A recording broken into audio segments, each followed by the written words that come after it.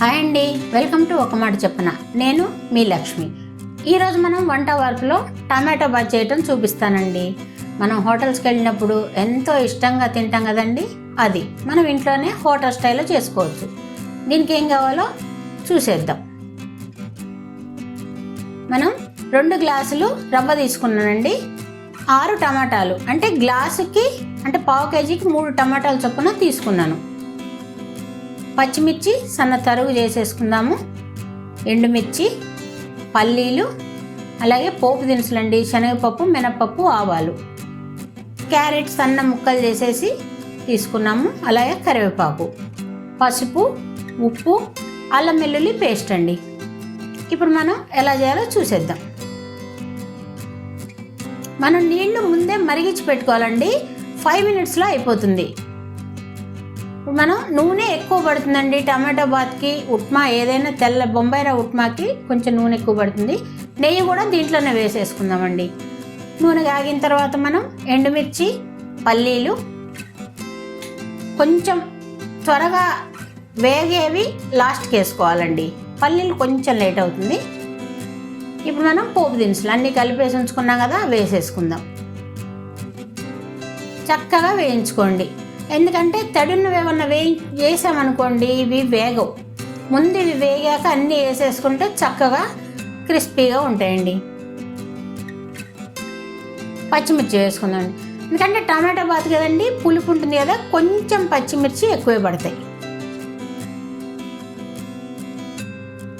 ఇప్పుడు కొద్దిగా కరివేపాకు వేసుకుందామండి. ఉల్లిపాయ తరుగు నేను కొంచెం ఎక్కువ క్వాంటిటీ చేస్తున్నాను కదండి, అందుకని ఎక్కువగా వేసాను. మీరు చేసే క్వాంటిటీని బట్టి ఉల్లిపాయలు వేసుకోండి. ఇప్పుడు అల్లం వెల్లుల్లి పేస్ట్ అండి.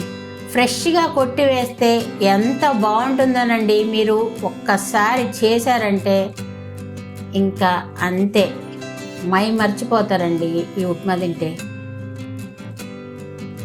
దీంట్లో కొంచెం పసుపు వేసుకుందామండి. చక్కగా అల్లం వెల్లుల్లి వేగిన మంచి స్మెల్ వస్తుందండి. అది మనకి గుర్తు. ఎందుకంటే మనకి తెలవదు కదా, కనపడదు కదా, కాబట్టి మంచి స్మెల్ వస్తే, అది వేగిన స్మెల్ వస్తే పర్ఫెక్ట్గా అయినట్టండి. ఇప్పుడు దీంట్లో మనం క్యారెట్ తరిగేసేసుకుందామండి.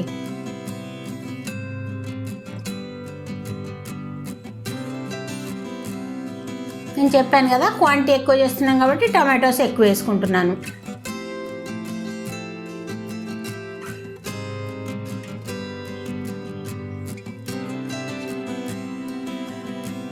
ఇప్పుడు దీంట్లో మీరు వేసుకోదలుచుకుంటే గ్రీన్ పీస్ వేసుకోవచ్చు. టమాటోస్ పులుపు వద్దు ఇంత అనుకుంటే మీరు తగ్గించి కూడా వేసుకోవచ్చు, అది మీ ఇష్టం అండి. నేను కొంచెం పులుపు ఎక్కువ వేసాను. ఇప్పుడు ఇవన్నీ ఇక్కడే ఇట్లా మంచిగా మగ్గేటట్టుగా చేసేసుకున్నాం అనుకోండి. నీళ్ళు ఆల్రెడీ మరుగుతున్నాయి కదా, మనకి 2 మినిట్స్ కూడా పట్టదండి. మనకి నీళ్లు పోసిన తర్వాత ఉప్మా అవ్వడానికి చూడండి, చక్కగా అన్నీ కూడా చక్కగా మగ్గాయి, టమాటాలు కూడా మగ్గాయి. ఇప్పుడు మనం దీనికి తగినంత ఉప్పు వేసుకుందాం. ఇవి పులుపు ఉంటాయి కాబట్టి దీనికి కొంచెం ఉప్పు ఎక్కువ పడుతుందండి.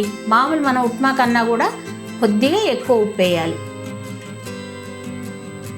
ఇప్పుడు నేను కళ్ళుప్పు అవైలబుల్లో లేదని మెత్తటి ఉప్పు వేసానండి. మీరు మాత్రం కళ్ళుప్పే వేసుకోండి, కానీ చూసి వేసుకోండి. కొద్దిగా ఉప్పు ముందు ఎప్పుడైనా కూడా తక్కువే వేసుకోవాలండి. మరుగుతున్న నీళ్ళు ఉన్నాయి కదండి, 1కి 2 పావు చొప్పున పోసుకోండి. 1కి 2 పోసుకొని తర్వాత 1 పావు పోసుకోండి. ఎందుకంటే ఈ టమాటో బాత్ కొంచెం జారుడుగా ఉంటేనే చాలా బాగుంటుందండి. చూసారు కదా నీళ్ళు పోయంగానే ఎంత చక్కగా మరుగుతుందో.